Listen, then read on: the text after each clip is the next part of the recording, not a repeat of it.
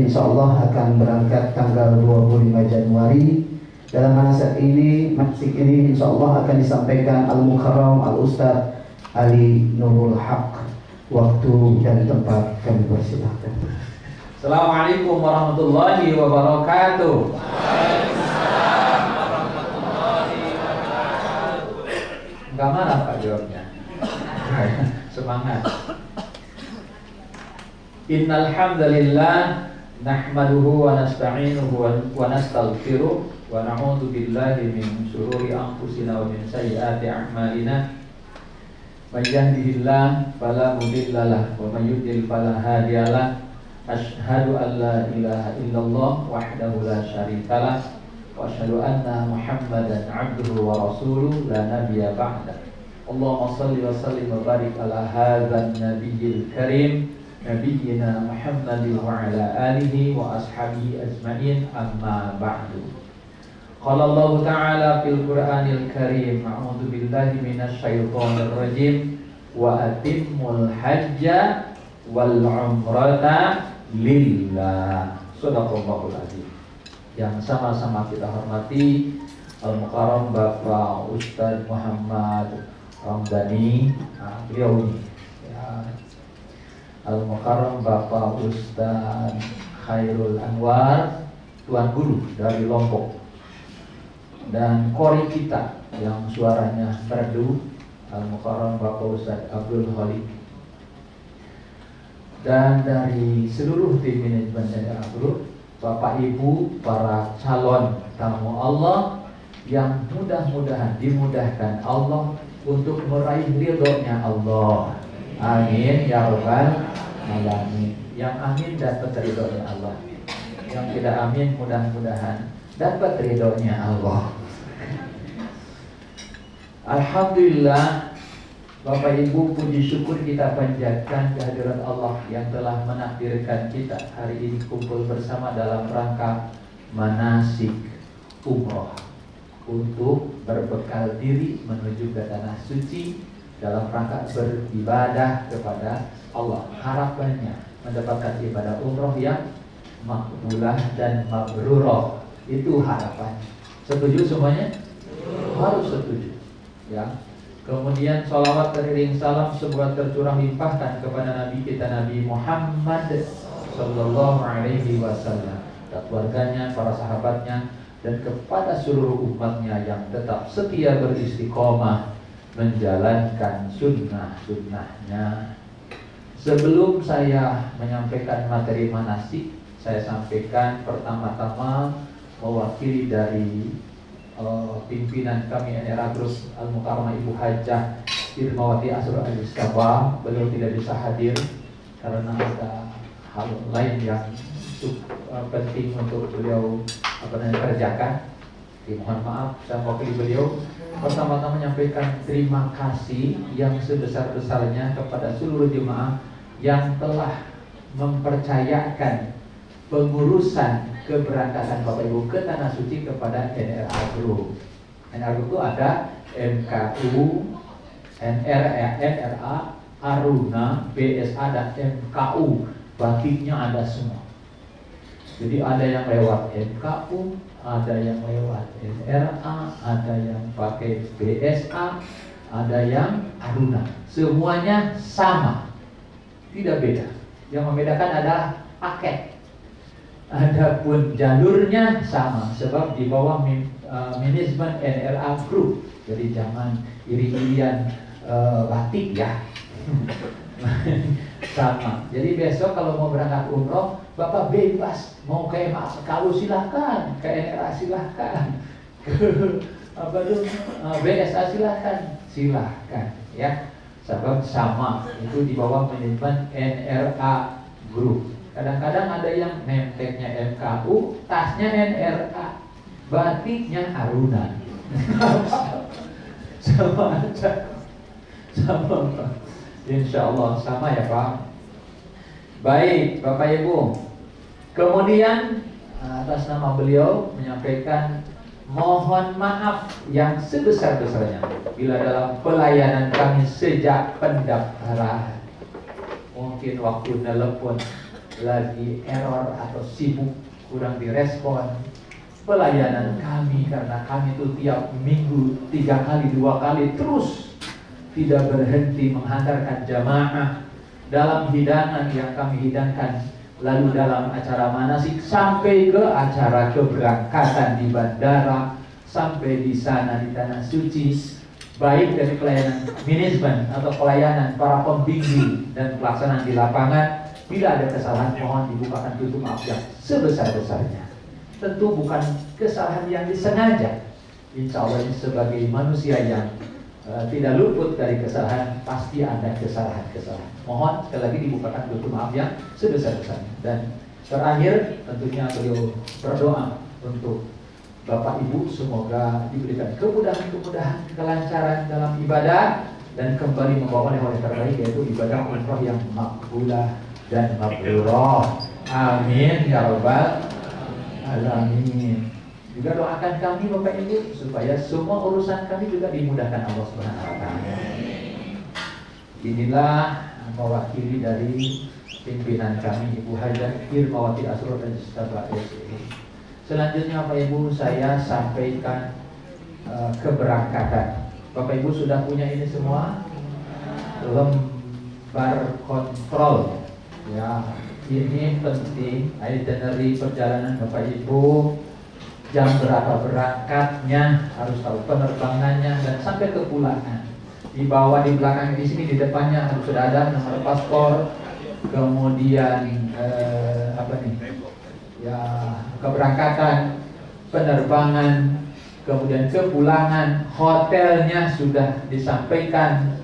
Ya, Bu, kalau daftar umroh harus sudah jelas hotelnya apa, penerbangannya apa. Kan ada bayarnya sih murah, tapi hotelnya 2 kilo.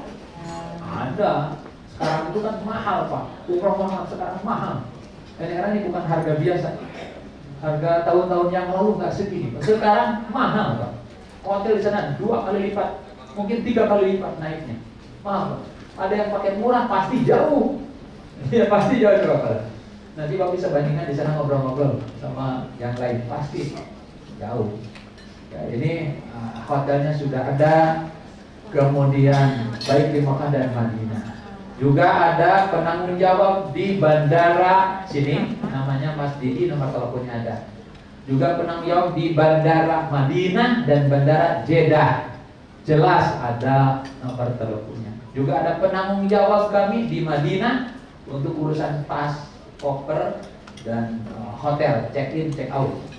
Juga ada perwakilan kami di Mekah ya untuk mengurusi Bapak Ibu. Baik. Kemudian ada juga pimpinan rombongan. Yang pimpinan rombongan di bis 2059 mohon namanya diganti. Bukan Ustadz Joko Sugiarto Soekardi, tapi insya Allah Al-Mukarram Bapak Ustadz Muhammad Rabdani. Nah, beliau yang akan berangkat dengan bis 59. Berangkatnya jam berapa? Wah, bis 59 khusus. Ya, berangkat sama. Berangkatnya pada kumpul di bandara pukul 13.00. Wah, jam 1 siang sudah di bandara Terminal 3 di Terminal 3C kalau nggak salah. Kemudian di depan restoran Sate Senayan. Nah, situ kumpul. Ya, tahu semua lah Sate Senayan. Tapi bukan di dalam restoran Pak, maaf. Di depan. Di dalam mau sempit Bu, bukan nggak mau sempit. Nggak cukup. Jadi di luar. Maaf. Baik, jelas ya Pak? Awas jangan sampai telat dari rumah. Sebab jam berapa? Bukan berangkatnya. Jam 16.30 sudah take off Jakarta Jeddah. Betul? Kok ada off-nya? Jakarta Jeddah. Betul? Bis berapa? 59. Ini saya baru 59. Makanya jangan ngantuk. Nanti kan ada Ada bis maaf Ustaz. Ada bis 5960 dan bis lagi mana tadi? Nah, bis 41, 43, bis 56, 57, 58 beda. Ini saya sampaikan yang 59. Betul? Yang 59, bis 59, makanya tolong perhatikan bis nomor bis sudah tahu? Ada di pin. Nah, di pin apa Ibu tuh yang tulisannya gede. Di bawahnya ada huruf nomor lagi, ada 14. Itu nomor apa? Ya, nomor apa? Nomor apa? Bukan nomor kursi, nomor absen. Nomor kursi lah siapa yang duluan masuk. Nanti rebutan kursi. Ya, nomor absen itu. Kenapa dikasih nomor? Takut ada nama yang sama. Maka kasih nomor supaya memudahkan kami untuk ngantar koper Bapak Ibu ke kamar masing-masing. Baik Bapak Ibu. Jadi untuk bis 59 kumpul di Bandara Soekarno-Hatta pada pukul 13.00 waktu Indonesia bagian barat di Terminal 3 di depan Sate Senayan. Ya Bapak Ibu, di sana nanti sudah ada petugas dengan membawa kayak troli, di depannya udah ada nomor bis 59. Sampai di sana tunggu sampai dipanggil untuk dibagikan paspor dan boarding pass. Kalau belum boarding pass ada, biasanya paspor masih ditahan, berarti masih diurus, masih check in dulu apa bagasi. Baik. Nah, barang bagasi untuk semuanya. Bagasi kecil atau tas kecil sebaiknya dibagasikan, jangan dibawa ke cabin. Tapi kalau dibawa ke cabin, artinya kalau misalnya rombongan 5 bawa 2. Nanti juga takutnya di sweeping, sebab kita pakai apa namanya, pesawatnya Garuda ini 777 itu nggak begitu besar, sehingga cabinnya kalau semua jamaah bawa tas trolinya nggak cukup. Biasanya ditahan di depan pintu pesawat, diambil lagi, atau ketika mau masuk dari ruang tunggu ke pesawat diambil. Nah, kalau dari luar sudah kita pakai label bagasi, sudah ada namanya. Jadi nanti kalau diantar ke kamar juga, kalau memang nanti nggak ketemu di bandara, bisa masih dihantar ke kamar. Tapi kalau nggak ada namanya, harus nyari sendiri, bawa sendiri, karena kami tidak tahu atas nama siapa. Paham Bapak Ibu? Nah, kalau dibagasikan yang koper kecil dipersiapkan, jangan memasukkan ke dalamnya adalah power bank. Sebab power bank nggak boleh dimasukkan ke bagasi, harus dibawa ke cabin. Itu siap. Paham Bapak Ibu? Halo? Yang jawab 2 orang loh. Paham Bapak Ibu? Untuk bis 59 kumpul jam 13.00 di mana? Ya, jadi sampai di sana jangan lupa langsung sholat zuhur jamaah qashar dengan asar. Oh, jamaah itu dijamaah, digabung. Qashar yang 4 jadi 2. Tapi kalau ternyata yang imam 4 ikut 4, jangan balik lagi, kirain 2, ingat lagi, kok menjadi 2, 4, Ustaz, ya kan 2, nah, ikut aja 4, nanti yang asarnya qashar, jadi 4, tuh, paham? Wah, jangan balik lagi, terikut lagi, 4 lagi, nggak jadi lagi.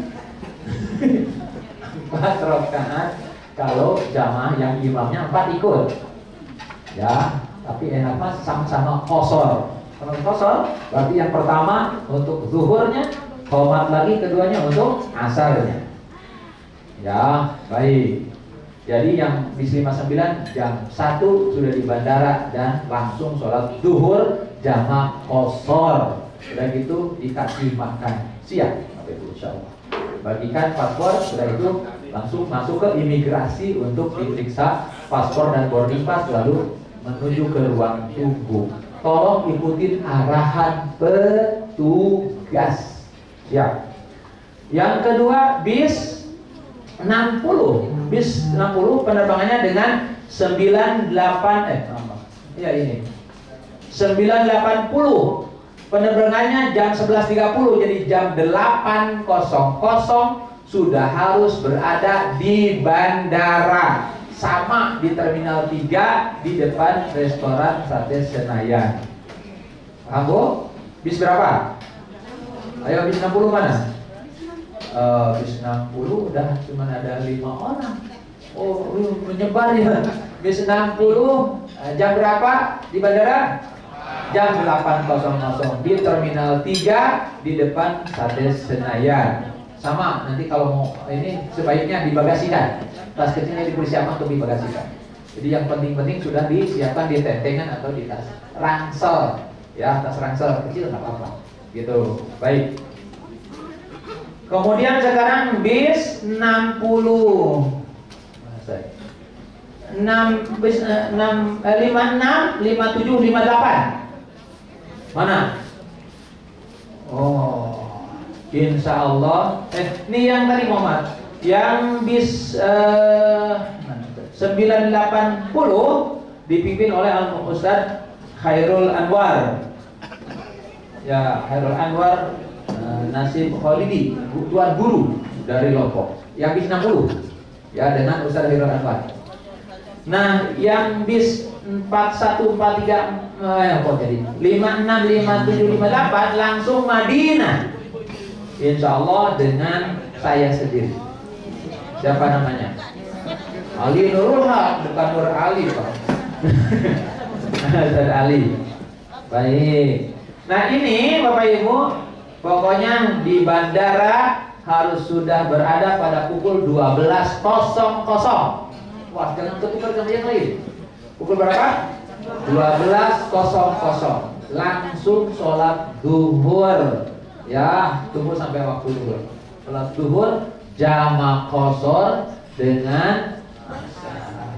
Kalau di atas sempit, kalau mau lebih enak sholatnya di ruang tunggu. Kalau kita masih bisa, ya di ruang tunggu di gate 10 biasanya di pojok ada musola besar. Bisa jamaah tuh ya gitu. Kalau di atas mah sempit ya, kalau yang di bawah lebih enak, untuk wudhunya enak, untuk sholatnya juga enak. Pada pukul 12.00 sudah ada di bandara, insya Allah ya Bu. Terminal 3 sama, Terminal 3 di depan restoran Sate Senayan, sama persis ya.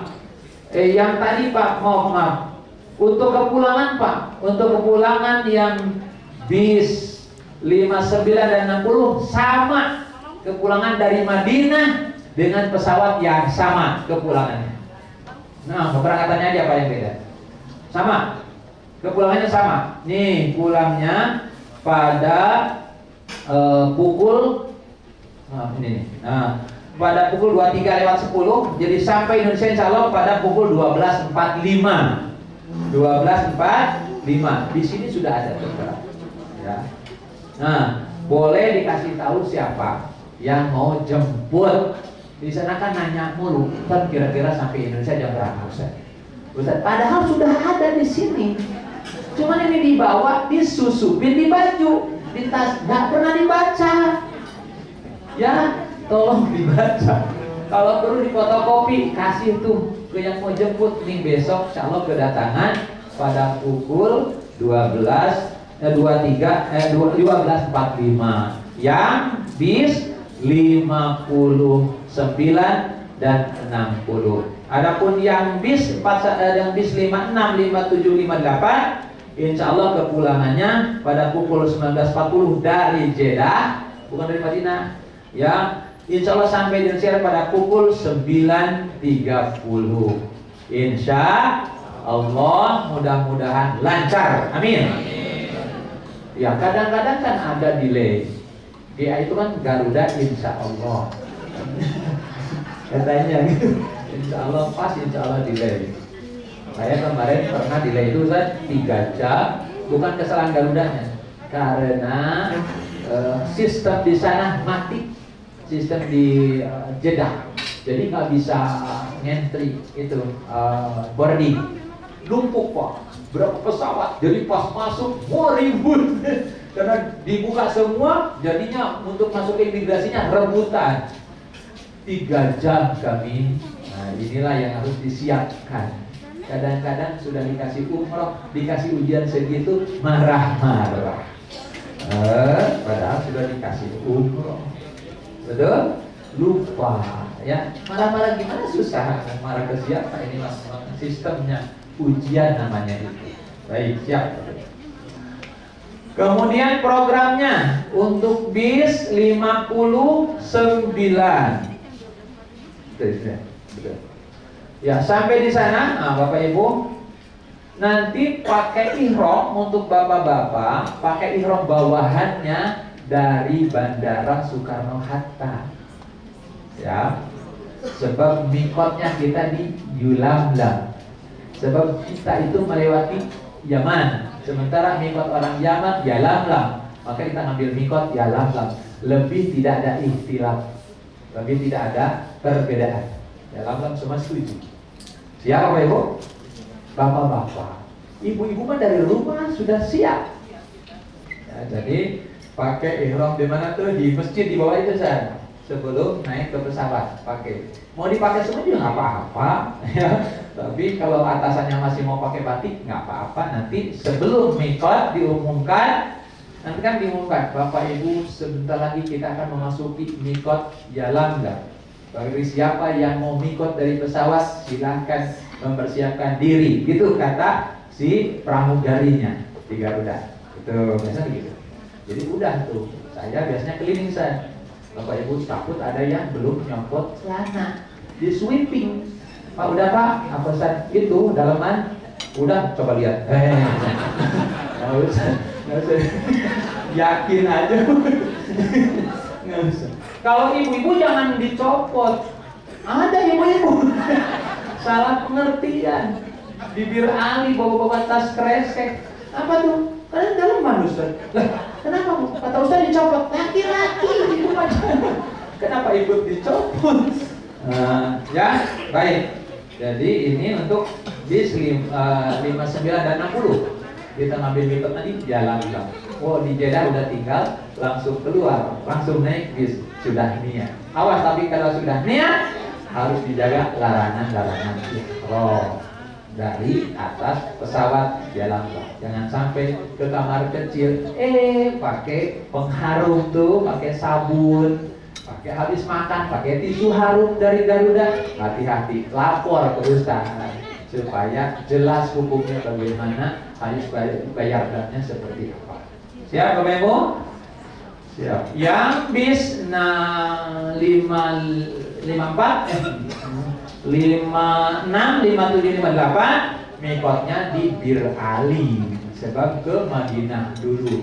Madinah 3 hari, baru hari ketiga kita mikot di Bir Ali. Itu mah pakai ihram dari hotel masing-masing.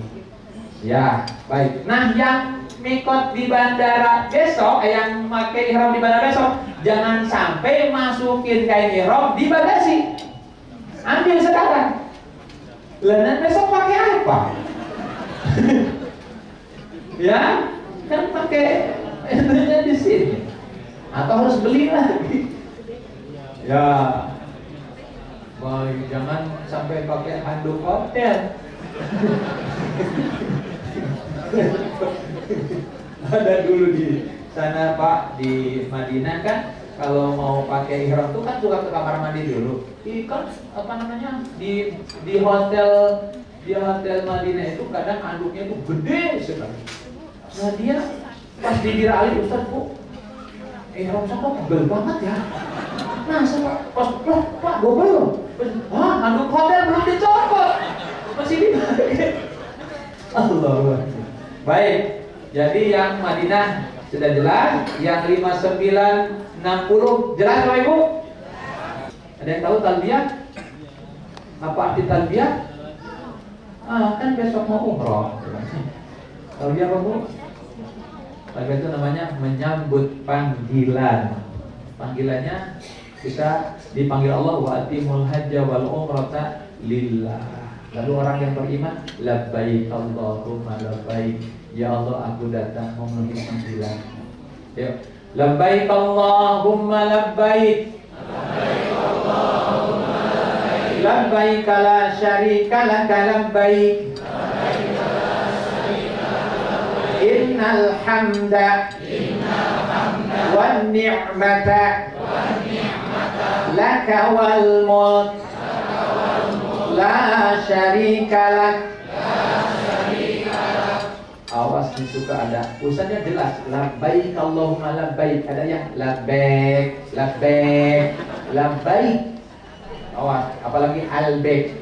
Albek itu makanan Kentakinya Arab. Innal hamda innal wa ni'mata la syarika Allah baik Allah labbaik la syarika lak labbaik labbaik la kalau dia aja susah ya. Jadi tolong labbaik Allahumma labbaik labbaik la syarika lak labbaik innal hamda wan ni'mata laka wal mulk la syarika lak. Labbaik Allahumma labbaik apa artinya? Ya Allah, aku datang memenuhi panggilanmu. Ya Allah, aku datang. Innal hamda labbaik la syarika lak. Ya Allah, aku datang, tiada sekutu bagimu. Ya Allah, aku datang. Berapa kali ya Allah? Innal hamda segala pujian, wan ni'mata segala nikmat, laka wal mulk segala kekuasaan milikmu. Oh, ini ungkapan orang yang bertauhid dengan benar. Di ujungnya la syarika lak, tiada sekutu bagimu. Ya, betapa ini bekal menuju Allah ya, dengan bertauhid yang benar. Makanya Pak Ibu, saya sampaikan bahwa kita di sini ada di sini bukan karena mampu, bukan. Tidak banyak yang mampu berangkat, banyak alasan. Kenapa Bapak Ibu ada di sini dan besok berangkat? Karena dipilih Allah, dipilih. Maka kalau sudah dipilih, ya nggak mampu, dimampukan Allah. Oh, Pak Ustadz Muhammad Ramdhani kan berangkat. Pak Ustadz Hairul berangkat. Alhamdulillah, insya Allah saya berangkat. Kalau hitung-hitungan kadang-kadang kita nggak menghitung, uang kita nggak cukup. Tapi kalau Allah memilih, insya Allah Allah berangkatkan, Allah mampukan. Benar Bapak Ibu merasakan? Merasa dipilih atau karena mampu? Dipilih. Kalau merasa dipilih harusnya senang. Senang demi Allah, harusnya ya Allah, kenapa mau pilih aku? Aku banyak dosa. Nah kalau sampai di situ berarti Allah pilih kita karena Allah tahu kita banyak dosa. Programnya jelas apa? Mohon ampun kepada Allah. Allah persilahkan kita diberikan kesempatan untuk bertaubatan nasuha di tempat yang terbaik. Maka jadikan perjalanan umrah Bapak Ibu perjalanan taubatan nasuha yang terbaik. Tidak ada tempat lagi yang terbaik. Kalau sudah diundang Allah ke tempat berikut taubat lalu tidak dimanfaatkan dengan baik, lalu mau taubat di mana lagi Bapak Ibu? Mau taubat di mana? Minta keselamatan di mana? Yo, minta untuk istiqomah di mana? Terbaik di sana. Atau mungkin Allah tahu kita punya masalah. Bapak Ibu punya masalah nggak? Ya wajahnya kelihatan. Dia punya masalah. Kita mengadu di sana ke Allah dari setiap masalah. Masalah rumah tangga, masalah anak, masalah kerjaan, masalah ini, masalah itu. Di depan Ka'bah, di Raudhah nanti adukan semua ke yang maha penyelesai segala masalah. Enak, jelas berangkat. Ya, Bapak Ibu, yakin gak kita dipilih Allah bukan karena kita mampu? Yakin. Kalau mampu, kalau dipilih berangkat gak Bu? Enggak, ada aja alasannya. Ada. Saya sering ceritakan seorang ibu-ibu pengajian tiap pagi kan berangkat ke pengajian. Kadang-kadang habis subuh ngaji pakai baju putih-putih. Sekalinya berangkat mau pengajian, keserempet mobil mewah, jatuh. Si yang punya mobil turun, dibawanya ke mobil, dibawa ke rumah sakit, lalu dirawat di rumah sakit. Si yang punya mobil mewah bilang, Bu Haji, maafin saya teledor sehingga nyenggol ibu. Maafin saya, tolong jangan adukan saya ke polisi. semua ongkos rumah sakit saya yang tanggung. Kata si ibu, maaf Pak, saya belum haji. Saya mau boro-boro buat haji, buat dari ada pas-pasan. Kalau gitu saya berangkatkan haji. Saya daftarkan haji sebagai ungkapan maaf saya. Tuh, kalau Allah pilih, berangkat. Jadi kalau ibu-ibu ingin haji gratis, ya, sering-sering lah lewat di jalan, pilih-pilih mobilnya. Jangan sampai kena angkot, nggak jadi berangkat. Harus tahu berangkat bukan karena tapi karir Allah pilih. Kalau sudah dipilih orang yang beriman, makanya kalau sudah dipilih bagi orang yang beriman, satu akan sangat bersyukur kepada Allah. Kalau sudah bersyukur tidak akan menjadikan perjalanan ini menjadi sia-sia dan mubazir. Maka sejak mau berangkat sudah punya persiapan. Mana persiapannya Ustaz? Ada 3 persiapan. Kalau tidak persiapan, Bu, tolong simak Al-Quran surat At-Taubah ayat 46. Kalau tidak kita persiapan, padahal sudah dipilih, hati-hati. A'udzu billahi minasyaitonir rajim. Walau aradul khuruja la'addu lahu 'uddatan walakin karihallahum bi'athahum fasabbatahum wa qila qudu ma'al qa'idin. Jikalau kalian benar-benar mau berangkat, besok berangkat. Tentulah kalian mempersiapkan atas keberangkatan itu. Mempersiapkan atas keberangkatan itu. Tapi Allah tidak menyukai atas keberangkatan mereka. Maka Allah lemahkan keinginan mereka dan Allah katakan, tinggallah kalian beserta orang-orang yang tinggal itu. Ngapain berangkat? Kenapa Allah tidak suka? Karena kita tidak siap-siap. Sudah dipilih, sudah diberi rezekinya, dikasih sehatnya, dimudahkan daftarnya, diantarkan sampai di tujuannya, tapi kita tidak ada kesiapan. Cuek aja, merasa ini perjalanan biasa saja. Gak sedikit Pak, nggak boleh dianggap biasa aja, nggak sedikit. Maka yang demikian jangan harap misalnya semangat ke masjid, semangat ke raudhah, semangat tawaf, semangat ibadah sama aja dengan di rumahnya. Banyak ngobrol, banyak ngerumpi, banyak marah-marah, banyak tersinggungan, baperan. Sudah baperan, udah gitu kepo. Gak sedikit loh, pulang nggak ada hasil apa. Tetap aja marah-marah, tetap aja males ke masjid, tetap aja berbuat buruk. Lalu buat apa kita?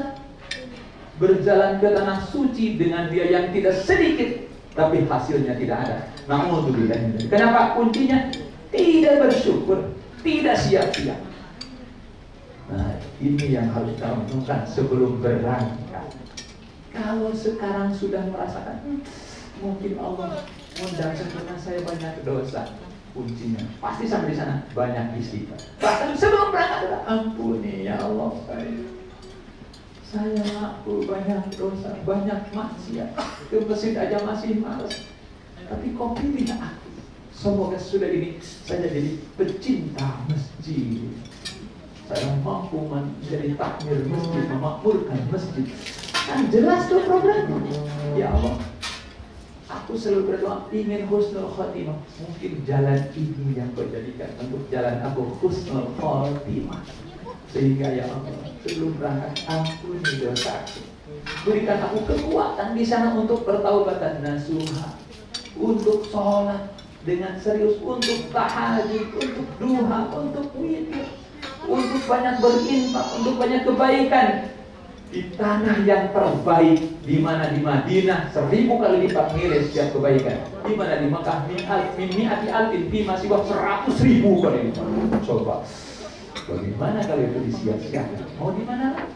Maka sekali lagi orang yang merasakan terpilih maka akan sangat menjadikan perjalanan terbaik. Maka jadikan ini umroh yang terbaik, tobat terbaik, ibadah terbaik, berhijrah terbaik, ya semangat ibadah terbaik.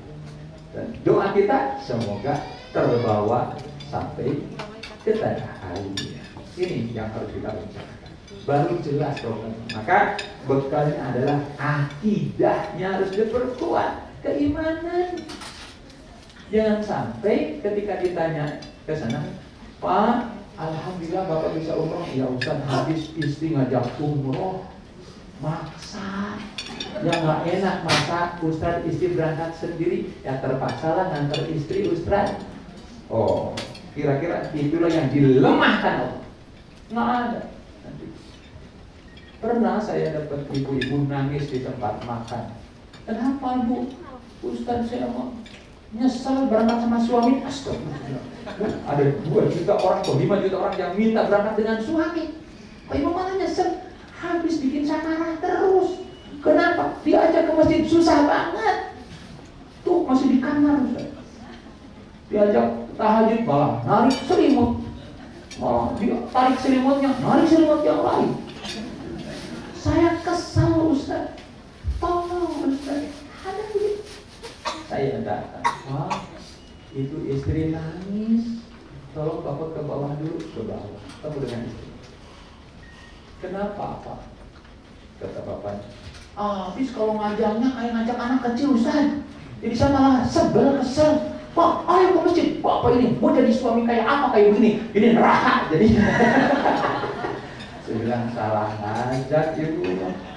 Harusnya ibu rayu. Bu Pak, ayo kita ke masjid. Kita tawaf. Ibu kalau ibu bapak yang mimpin tawaf rasanya khusyuk. Padahal stres. Doa tawafnya nggak jelas. Muternya ngitungnya nggak jelas. Tapi buat semangat, kasih kalimat-kalimat yang indah, jangan malah dimarah-marahin. Begitu. Nah, subhanallah. Jadi kalau dari sekarang nggak ada kemauan untuk berubah, jangan sampai kita nasuci bisa semangat ibadah. Kuncinya dari sekarang minta ke Allah. Terus ya Allah jadikan ini terbaik, perjalananku terbaik. Cita-citanya harus satu, ingin meninggal husnul khotimah, ingin surga, ingin kebaikan. Kalau cuma ingin dunia, habis. Kalau cuma ingin dunia, nggak ada yang abadi. Ustaz diajak untuk membimbing Bapak Ibu. Tanyakan, Ustaz gimana wudhu yang benar, gimana mandi besar yang benar, bagaimana tayamum, bagaimana jamak qasar. Tanya. Maka setiap rombongan ada pembimbingnya. Supaya tidak salah. Apalagi nanti mikot juga. Oh, harus jelas. Jangan sampai melewati mikot atau udah niat melakukan pelanggaran ihram. Nah, ini penting sekali Pak Ibu, ilmu namanya, ya, supaya apa Pak Ibu? Supaya ibadahnya diterima. 2 syarat ibadah pokok, 2 syarat. 1, niatnya ikhlas, niatnya benar. 2, caranya juga benar. Cara benar yang dari para ustaz, para kiai yang membimbing kita. Itu Bapak Ibu, ya banyak ustaz yang memang belum paham tentang ibadah, tapi suka malu bertanya. Ya, Bapak Ibu sudah hafal nih bacaan tawafnya, doa tawafnya udah hafal? Besok berangkat ya? Sudah hafal? Bacaan tawafnya udah hafal Bapak Ibu? Bu, kenapa nggak ada yang jawab? Sudah hafal belum? Ustaznya juga belum hafal. Yang begitu harus tahu mana yang harus utama, mana yang enggak. Ya, hafalan doa itu bukan rukun, bukan wajib, hanya sunnah. Kita baca doa, masa muter kayak gangsing. Doa di tempat terbaik. Dan tidak harus bahasa Arab, maka ada 3 opsi. 1, baca sendiri, misalnya bisa. 2, ikut ustaz, nanti pakai headset. Dikasih headset, dipinjemin. Bukan dikasih, bukan bingkisan.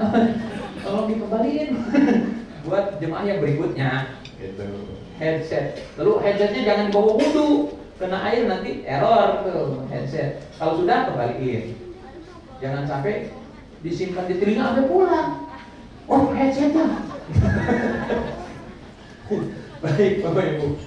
Jadi nanti ada yang ikutin Ustaz. Allahumma imanan bika wa tasdiqan bi kitabika wa wafaan. Nah, baru di situ. Yang susah bahasa Arab wa wafaan wa fa'awan. Mon samping saya, wapawawan, wawapaan, wapawawan. Wapawawan sih, bu, diem aja ya. Itu amin aja, amin. Amin aja. Wawapaan, wapawawan. Kan ngagokin kita ya, mana samping kuping kita. Ustaznya keder, jadi lupa puter lagi. Oh, sip-sipnya. Nah, jadi kalau memang susah, mendingan amin. Ya Allah, aku juga kabulkan seperti doa Ustaz ini. Kan ada doa-doa yang Rasul. Allah nas'aluka min khairi ma sa'alaka minhu nabiyyuka Muhammadun sallallahu. Ya Allah, aku mohon kebaikan yang dimintakan oleh Nabi Muhammad sallallahu. Wa'udzuka min syarri ma sta'adzaka. Aku juga berlindung dari setiap perlindungan yang diberikan perlindungan. Boleh dong doa Ustaz. Tapi harus jelas doanya apa. Ustaz di mulut aja, ya Allah, Ibu amin. Pulang Ustaz nikah lagi, diaminin ibu. Ternyata minta nambah. Kecuali Ustaz ada ilmu ahli tauhid, Pak. Hanya satu cukup, Pak. Satu di Jakarta, satu di Bogor. Insyaallah. Baik Bapak Ibu. Ya, sekali lagi harus tahu ilmunya. Maka ada yang disebut rukun umrah. Rukun umrah itu sesuatu yang dilakukan ketika umrah. Kalau ditinggal umrahnya tidak sah. Coba, ada berapa rukun umrah Bapak Ibu? Ada 5. Yang jawab 200 orang. Ada berapa rukun umrah? 5. 1. Niat ihram. 2. Tawaf. 3. Sa'i. 4. Tahalul. 5. Tertib. Luar biasa. Ulangi. 1. Niat. 2. Tawaf. 3. Sa'i. 4. 5. Hebat hafal semua. Wih, mantap. Apa itu tawaf? Mengelilingi Ka'bah. Berapa kali? Mulai dari mana? Sudut Hajar Aswad. Diakhiri di sudut Hajar Aswad. Berapa kali putaran? 7. Dan harus yakin, nggak boleh ragu. Tuh, harus tahu rukun tuh. Harus punya wudu. Kalau nggak wudu, nggak sah.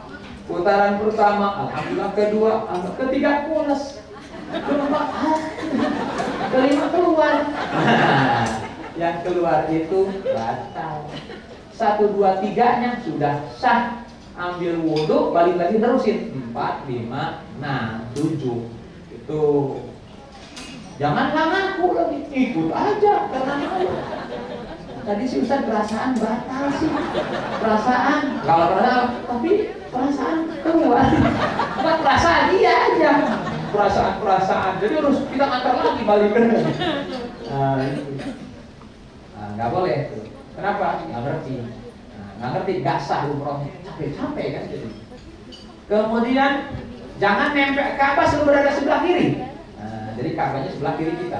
Muterin Ka'bah melawan arah jarum jam. Selalu maka nggak boleh selfie. Masa nggak boleh kalau Subhanallah walhamdulillah wala juri selfie. Nggak boleh. Batal, nggak satu yang belakangi Ka'bahnya itu nggak sempurna putarannya, sebab Ka'bah harus sebelah kiri kita. Nggak boleh masuk ke Hijri Ismail, harus di luar Ka'bah, nggak boleh nempel, nggak boleh nginjak fondasi Ka'bah, nggak boleh, harus di luar Ka'bah. Itu ini diantara syarat sahnya tawaf. Harus tahu, nggak boleh. Kalau nggak tahu nanti putaran ke-7 keluar sebelum melewati Hajar Aswad. Nah, sah tuh. Gitu. Jadi tolong harus tahu tentang tawaf. Sebab apa? Hukumnya rukun. Kalau rukun salah maka tidak sah. Lalu sa'i. Sa'i itu di mana? Di mas'a. Dilakukan sesudah tawaf. Nggak ada ujung-ujung sa'i. Jadi sa'i itu diawali dari tawaf dulu. Sebab sa'i hanya dilakukan ketika melaksanakan ibadah umroh atau haji, ya. Itu. Jadi rukun daripada rukun. Umroh diantaranya sa'i. Dilakukan di mas'a, dimulai dari Sofa. Di bukit Sofa berdiri menghadap ke kiblat. Allahu Akbar, Allahu baca inna sofa wal marwata min sya'airillah, dibimbing para ustaz. Ya, doa di situ. Mau doa sendiri, boleh doa sendiri. Ya, doa, minta anak soleh, minta suami soleh, istri solihah, boleh. Minta rumah tangga bahagia, boleh. Turun menuju ke Marwah. Berapa kali tuh? Dihitung sekali sampai di Marwah. Di puncak Marwah sama, takbir lagi, tahmid lagi, baca lagi, inna sofa wal marwata, turun takbir, tahlil, doa. Di lampu hijau disunahkan untuk bapak-bapak lari-lari kecil. Untuk bapak-bapak, ibu-ibu nggak usah. Ini malah ibu-ibu yang lari duluan. Kenapa? Takut ditinggal. Biasa ditinggal. Malah meledek bapak-bapak, ayo pak, bapak kurang olahraga, makanya sambil ngomelin bapak. Doa dari Marwah ke Sofa berarti jadi 2 kali. Terus dilakukan sampai 7 kali. Berarti berakhir di mana? Di Marwah. Kalau berakhir di Sofa salah, sudah pasti. Berakhirnya di Marwah. Kalau di Sofa bisa kurang, bisa lebih. Ya, Sofa Marwah Sofa, Sofa Marwah Sofa, begitu 7 kali. Baik. Kemudian itu sa'i juga rukun. Kalau nggak dilakukan maka tidak sah umrohnya. Kemudian tahallul. Apa itu tahallul? Halalnya hal yang diharamkan ketika umroh dengan menggunting rambut. Gunting rambut bukan tahallul. Ya, halalnya sesudah kita gunting rambut. Tahallul itu sunnahnya gundul, Pak. Ya, ada undang-undang, alhamdulillah udah gundul. Beda lagi itu menggundul duluan. Ya, gundulnya bisa dikerik atau dicukur. Dicukur gundul. Kalau mau dapat 3 kali doa dari Rasul, gundul. Kalau para ustadz nggak gundul-gundul sebab ulang balik terus, kalau digundul besoknya ke sana nggak ada yang buat digundul lagi. Bingung yang nyukur. Nah, bapak ibu gundul, bapak-bapak, ibu-ibu jangan. Siap gundul? 2 orang Ustaz. Siap gundul? Jangan sampai nanti pas mau gundul ragu lagi. Ustaz, mau sih gundul tapi takut diledek cucu. Kenapa? Takut pulang disebut Ipin Upin. Ada aja alasannya. Ya gundul. Cuma 10 real, Pak. 10 real. Keluar dari tempat dari Marwah, kita keluar dari masjid udah ribut tuh.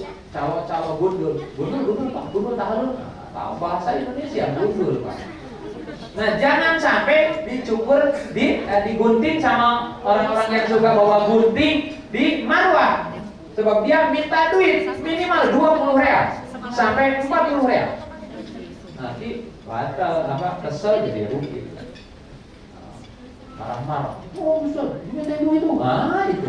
Nah, kalau mah ikhlas aja lillahi ta'ala. Tapi kalau begitu mendingan jangan digunting di situ. Nah, biasanya Ustaz menggunting dulu tuh. Ustaz digunting dulu, baru Ustaz gunting yang lain. Sekedar menjadikan halalnya hal yang diharapkan ketika berihram umroh. Jadi gunting sama Ustaz. Yang ibu-ibu digunting sama sesama ibu-ibu. Saya pernah ibu-ibu bawa kepang. Kepang tuh, Ustaz, tolong Ustaz. Mana warnanya merah. Dibilang, ibu tolong ditutup pintunya, diambil aja sedikit, nanti diguntingin sama ibu-ibu yang lain. Itu caranya. Ya, sama suaminya, cari suaminya. Ya, sama suaminya Abdul. Nanti habis suaminya gunting, minta maaf, terima kasih. Gitu. Di Marwah. Baik Bapak Ibu, kemudian apa Ibu? Sudah selesai berarti ya itu. Cara umrohnya paling tidak lebih jelas lagi nanti diperjelas. Kemudian Pak Ibu, akhlaknya harus bagus. Ini 3 bekal utama. Akhlaknya harus bagus. Ibu kadang semangat ke masjid, lupa bahwa ibunya yang sepuh. Ketika ibunya lama, ditinggal, dikunci. Alasannya takut ketinggalan sholat. Akhlaknya bagus nggak Bu? Kenapa enggaknya ragu ya? Alasannya bagus nggak? Tidak. Ibunya lebih utama. Pak, ketika Rasul bagiin zakat, Rasul menunda loh untuk sholat. Menunda dulu, bagi zakat dulu. Berarti kan ibadah sosialnya luar biasa. Makanya kata Nabi, orang yang berakhlak bagus akan mengalahkan orang yang derajatnya mengalahkan orang yang rajin ibadah, yang akhlaknya bagus. Bahkan Nabi nanti yang paling dekat dudukku dengan aku di surga adalah orang yang akhlaknya bagus. Maka untuk jaminan surga apa ibadah yang bisa apa ya Rasul yang menyebabkan kita masuk surga? Kata Nabi, taqwallah. Satu takwa, kedua bagus akhlak. Maka jangan remehkan akhlak. Kalau ibu bawa nenek, bawa siapa, ketika masjid tungguin. Kata ibunya, udah duluan aja biar mama di kamar aja. Saya tungguin, tenang aja. Gak apa-apa. Yang penting emak ikut ke masjid. Subhanallah. Baik Bapak Ibu, akhlaknya harus dibangun dengan akhlakul karim. Baik, Bapak Ibu yang Allah SWT, nanti malam tolong sholat taubat. Ya, sholatnya 2 rakaat, niatkan sholat taubat.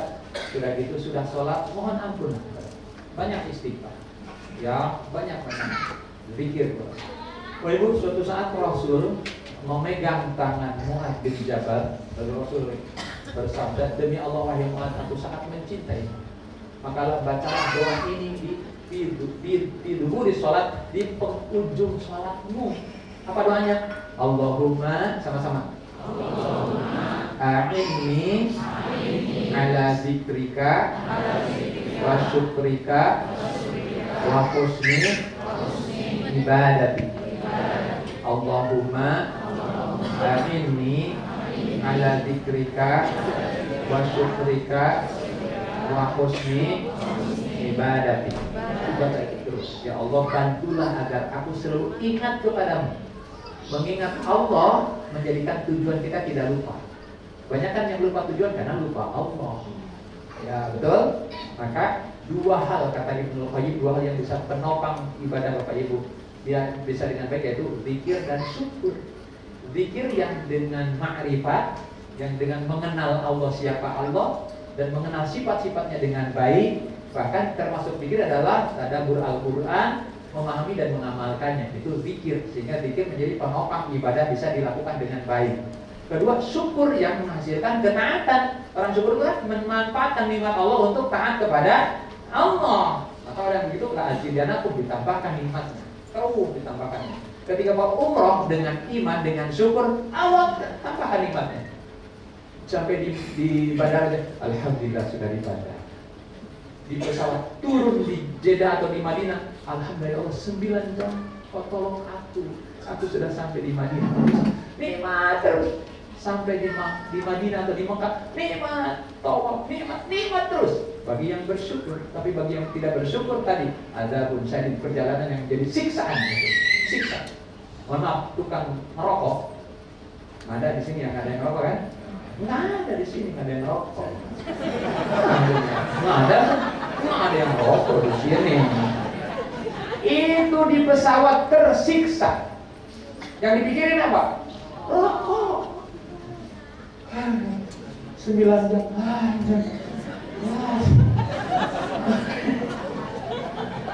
Ketika sampai di Madinah, ya alhamdulillah. Di mana tempat merokok? Tempat merokok. Di hotel. Tempat merokok ada sini, Pak. Tempat merokok di mana? Namanya tempat merokok aja. Bukan yang ini mah aura kemaburan tidak terlihat. Nggak ada yang merokok di sini. Boleh ngerokok ya terserah Bapak. Tapi yang saya harapkan jangan sampai mengganggu ibadah, sampai mementingkan rokoknya daripada ibadahnya. Orang yang sudah ayalah sholat, udah berangkat, ini masih merokok. Sedikit dulu. Saya terangkan masalah rokok, dia bilang, saya Ustaz makanya benci rokoknya, benci banget, makanya saya bakarin terus biar habis. Dalilnya ada aja tuh. Makanya saya bakarin nih, saya kesel karena biar bangkrut gitu katanya. Saya bakar terus biar habis. Habis. Masya Allah. Baik, salat taubat. Ya, zikir syukur. Kemudian Bapak Ibu, nah besoknya mau berangkat sholat sunnah safar. Jangan lupa sholat sunnah safar. Ya, harus sunnah. Ya, sebelum berangkat sholat sunnah safar. Berapa rakaat? 2 rakaat. Sunnahnya sudah Al-Fatihah rakaat pertama, Al-Kafirun rakaat kedua, Al-Ikhlas. Keluar rumah tadi Bismillahirrahmanirrahim. Naik kendaraan baca apa? Allahu akbar wa akbar subhanalladzi sakhkhara lana hadza. Ini mau dilanjutin. Subhanalladzi sakhkhara lana hadza wa ma kunna lahu muqrinin wa inna ila rabbina lamunqalibun. Baca di buku doa itu Ibu. Ada, udah punya buku doanya? Udah dibaca? Oh, belum. Jangan sampai kata Ustaz Hilmi nih tadi. Ustaz Hilmi katanya ada jemaah yang ketika tawaf pegang aja bukunya begini. Bu, baca doa nggak? Baca Ustaz. Oh, tadi nggak kelihatan. Baca. Apa doanya aja? Kabulkan doaku yang ada di buku ini. Allah baca doa. Ada yang bawa buku gini-gini aja di depan kamu gini. Apa itu Bu? Ini doa titipan semua Ustaz. Ya Allah, kabulkan doaku yang ada di buku ini. Titipan semua ya Allah. Masya Allah. Baik. Sepanjang perjalanan berzikir, bertasbih, bertahmid, jangan ngobrol yang ada manfaat. Bisa cilak. Nah, kalau naik baca apa? Takbir. Kalau turun baca tahmid. Ada turun naik ada bacaan. Di bandara mulai itu ketika nunggu mulai baca Al-Quran, silakan. Mungkin punya target, semoga Ustaz saya selesai menamatkan Al-Quran. Mulai itu di bandara orang lain ngobrol dia mah baca lumayan 1 juz misalnya. Itu naik pesawat, di pesawat duduk baca doa lagi. Udah duduk baca Quran kalau belum ngantuk, atau baca doa tuh yang ada di buku, baca artinya biar ketika baca doa tahu yang diminta. Lebih manfaat daripada nyetel apa tuh TV yang ada di monitor tuh, lalu yang ditayangkan tuh film. Masih kan filmnya tuh. Ada Ustaz kan di belakangnya nonton, Pak. Ya di depan itu.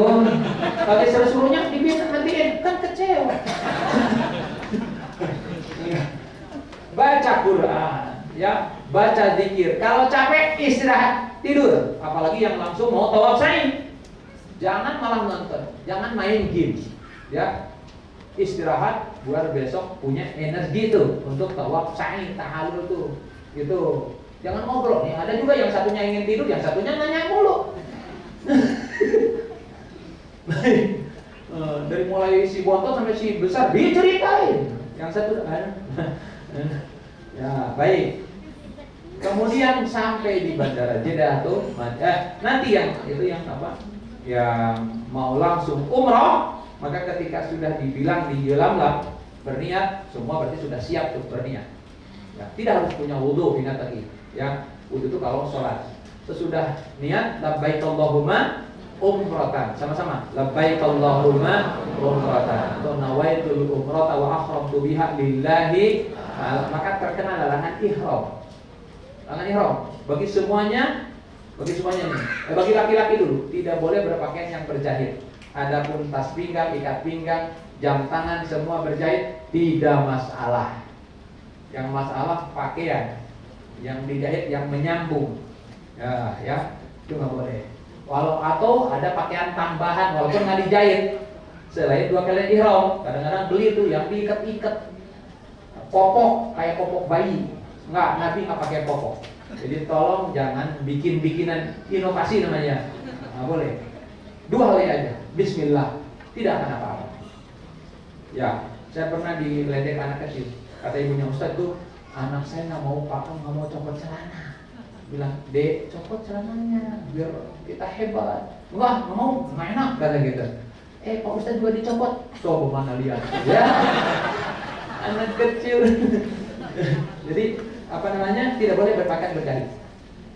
Tidak boleh memakai alas kaki yang menutupi mata kaki. Awas, pakai sepatu. Jangan sampai pakai sepatu tuh. Nanti berangkat dari bandara sudah pakai sendal. Jangan pakai sepatu yang menutupi mata kaki dan tumit. Wah, tidak boleh pakai kaos kaki juga. Sebelum pakai kaos, sebelum mikot langsung copot. Dari sini sih boleh aja. Pakai sepatu apa boleh. Tapi kalau takut lupa mendingan dicopot. Pakai ingat sebelum mikot sudah dicopot. Tidak boleh pakai peci, alas penutup kepala yang nempel. Ada yang mau kenceng, labbaik Allahumma umratan. Pecinya belum dicopot. Nah, copot pecinya. Itu simpan. Nanti ketika diumumkan ya. Ibu-ibu tidak bercadar dan tidak bersarung tangan. Sarung tangan yang menutupi seluruh jari-jari tangan. Itu nggak boleh. Untuk semuanya tidak boleh lagi berwangi-wangian atau bertatoyub ya, mengambil yang wangi. Pokoknya berwangi. Pakai sabun boleh, pakai apa ini blanket deodoran boleh, tapi jangan yang harum. Dilarangnya itu jangan harum. Ya, lipstick boleh, apa jangan yang harum. Yang harum nggak boleh apapun, tisu harum, sabun harum, apalagi jelas parfum harum, nggak boleh. Adapun kain ihram sudah harum dari awal, nggak apa-apa.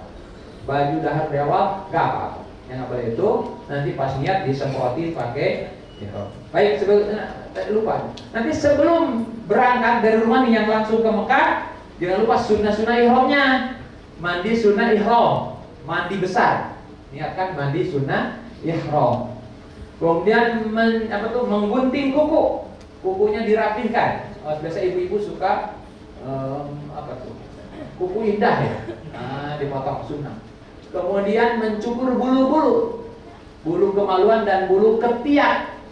Jangan saya bapak-bapak pas Bismillahirrahmanirrahim, kalau itu bulunya, bulunya dirapihkan.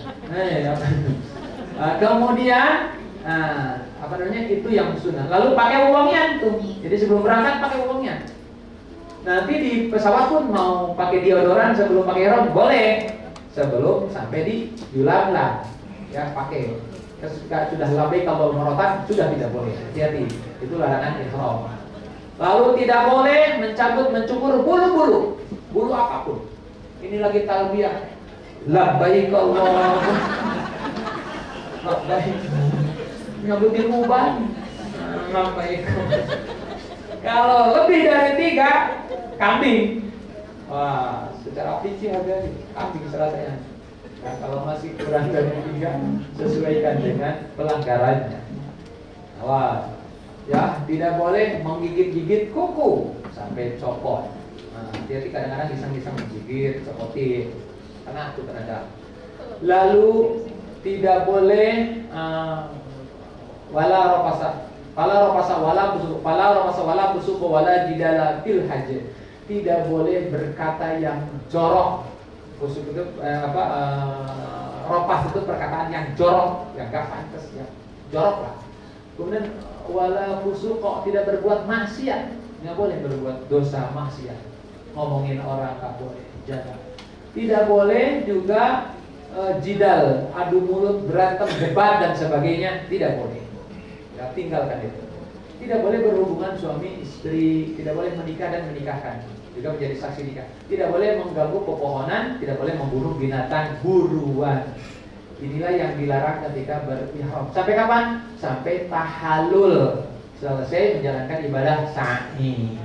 Itulah larangan ihram. Baik untuk umroh pertama atau umroh kedua sama larangannya. Itu harus. Nah, sepanjang perjalanan sejak dari mikot berniat sunnah membaca talbiyah sekalipun di pesawat. Tidak harus rame-rame, sendiri aja. Kalau laki-laki sunnah kencang. Labbaik Allahumma labbaik, labbaik la syarika laka labbaik, innal hamda wan ni'mata laka wal mulk la syarika. Terus sunnah. Sampai kapan? Sampai kita berada di depan Ka'bah. Mau tawaf. Sunnah. Siapa yang melakukan itu, maka dosanya diampuni oleh Allah Subhanahu wa taala. Ini malah ngobrol. Ini ngobrol lagi. Ganti dengan talbiyah, sholawat, doa. Ini kan lagi safar, ya, apalagi ketika kita sudah niat daripada umroh. Baik, Bapak Ibu, kemudian sampai nanti di Madinah, yang Madinah langsung ke mana? Ke tempat yang Mekah Madinah sama. Ketika sampai di bandara, mulai itu ujian kesabaran yang tinggi. Satu, ketika nunggu, hati-hati, kalau marah udah. Ketika salah satu di antaranya diuji, misalnya kok lama banget, kok konik-konik, apa tuh sidik jarinya, banyak-banyak istighfar, banyak-banyak berdoa, ya Allah, mudahkan, Allahumma yassir wa la tu'assir, Allahumma yassir wa la tu'assir. Terus gitu, bukan dasar orang Arab, saya gimana sih orang Arab dasar, awas kalau Indonesia, saya tendang. Doa, istighfar jadi manfaat. Makin lama menunggu, makin banyak pahala yang kita dapatkan. Makin naik derajat kita, makin pantas kita diterima Allah Subhanahu wa taala. Gitu. Nanti ngurus apa? Bagasi kecil kan dibawa masing-masing. Kenapa? Sebab pengurus nggak tahu. Kadang-kadang bagasi siapa? Nggak ada namanya. Maka wajib dibawa masing-masing keluar tuh. Di Madinah maupun di Mekah, bagasi kecil. Kecuali memang diusir. Kalau diusir kan nggak bisa apa-apa kan? Keluar.